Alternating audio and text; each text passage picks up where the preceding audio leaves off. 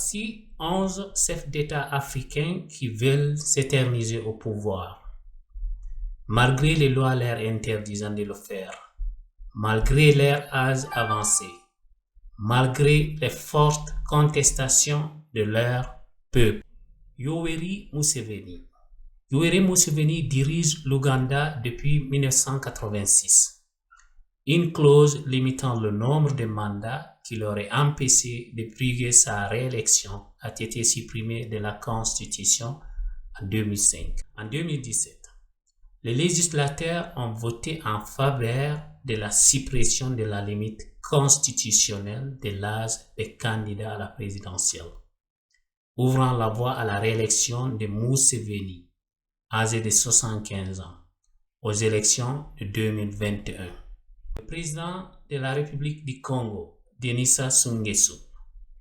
La constitution en République du Congo a été modifiée par référendum en 2015, levant les limites de mandat et d'âge qui auraient empêché Sassou Nguesso de se représenter.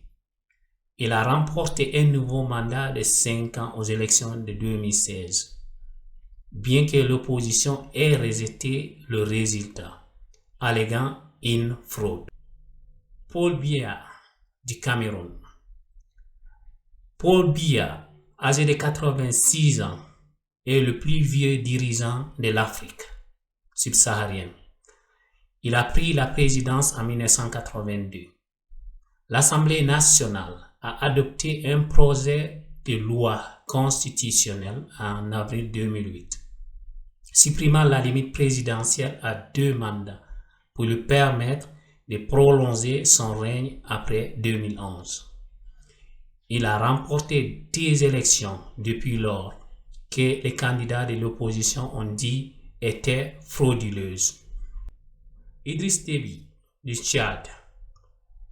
Idriss Déby dirige le Tchad depuis son accession au pouvoir en 1990, après un coup d'État. Un référendum de 2015 a supprimé une limite de 2 mandats de la Constitution. Le Parlement a approuvé une nouvelle Constitution en 2018 réimposant la limite de 2 mandats. Mais celle-ci ne sera pas appliquée de manière rétroactive. Ce qui signifie que M. Déby pourrait remplir 2 mandats après les prochaines élections en 2021, éventuellement jusqu'à 2033. Pierre Nkurunziza du Burundi. Pierre Nkurunziza, au pouvoir depuis 2005, a annoncé en 2015 qu'il se représenterait pour un 3e mandat, ce que ses adversaires considéreraient comme une violation de la Constitution, qui n'autorisait les dirigeants à gouverner que pour 2 mandats.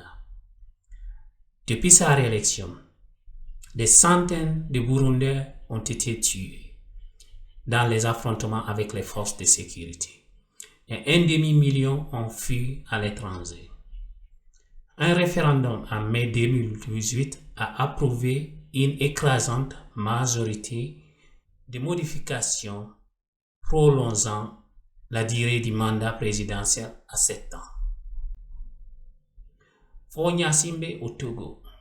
Le Togo a modifié sa constitution en 2019 pour plafonner le mandat présidentiel à 2 mandats de 5 ans, apparemment en réponse aux appels de l'opposition à la fin de la dynastie politique qui a débuté lorsque le père de Gnassingbé a pris le pouvoir lors d'un coup d'État de 1967.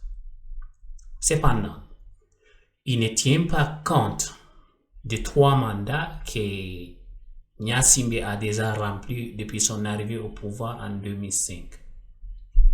Le dernier en date se terminant en 2020. Il pourrait donc rester au pouvoir jusqu'en 2030. En 2015, les Rwandais ont voté pour l'extension de la limite de 2 mandats de la Constitution. Selon les changements, Kagame pourrait demander un autre mandat de 7 ans et 2 mandat de 5 ans par la suite, éventuellement au pouvoir jusqu'en 2034. Il faut quand même reconnaître, même si Paul Kagame veut s'éterniser au pouvoir, quand même c'est un président que je peux dire la majorité des Rwandais sont fiers d'eux. Et Paul Kagame est un président qui est en train de travailler pour son pays, contrairement aux autres chefs d'État. Ismaël Omar Guelleh de Djibouti. Les législateurs à Djibouti ont approuvé un amendement constitutionnel en 2010 qui permettait à M. Guelleh au pouvoir depuis 1999 de diriger un troisième mandat. Il a remporté des élections ultérieures. Azalia Assoumani des Comores. Le président comorien est un ancien officier de l'armée qui a pris le pouvoir pour la première fois lors d'un coup d'État en 1999. Il a remporté un référendum en 2018 pour prolonger la durée du mandat et mettre fin à un système de rotation des pouvoirs entre les 3 principales îles de l'archipel au large de la côte est de l'Afrique. Le vote lui a permis de briguer 2 autres mandats de 5 ans. L'opposition a rejeté le référendum comme illégal. Alassane Ouattara, le président de la Côte d'Ivoire, au pouvoir depuis 2010, a affirmé que l'adoption d'une nouvelle constitution en 2016 lui permettrait de briguer un 3e mandat dans la course à la présidentielle de 2020. Car une nouvelle constitution signifierait que les 2 premiers mandats ne comptaient pas. Il n'a pas encore dit s'il se représenterait. Alpha Condé de la Guinée. Le second et dernier mandat de 5 ans de Alpha expirera en 2020. Mais le dirigeant de 81 ans a refusé d'inscrire à nouveau sa candidature. En septembre, il a demandé à son gouvernement d'examiner la possibilité d'élaborer une nouvelle constitution.